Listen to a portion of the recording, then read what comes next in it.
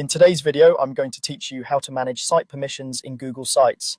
Managing who can view or edit your site is essential for keeping your content secure and your collaboration smooth, and we'll walk through the exact controls you need to use. Start by opening your Google site in your browser. Make sure you're on the site you want to manage, then look to the top right corner for the gear icon. That's the settings button.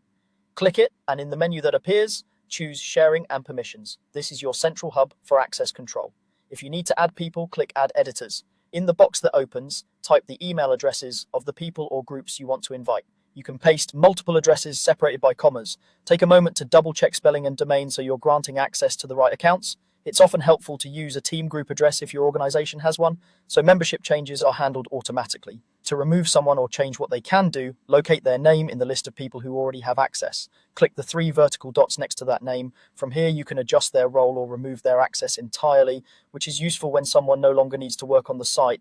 When you choose a role, pick the level that fits their responsibilities. Viewer is read only. They can open the site and consume the content but can't change anything. Editor can make changes to pages, text, images, and layout, which is ideal for collaborators who help maintain the site.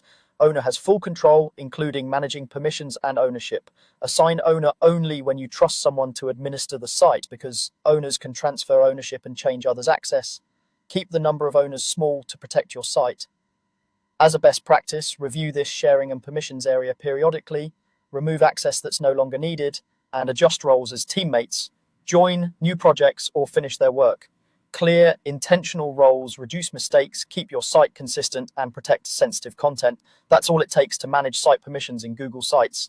Open your site, go to Settings, use Add Editors to invite the right people, use the 3 dots to fine-tune or remove access, and assign the correct role for each person. With these controls, you'll keep collaboration efficient and your site secure.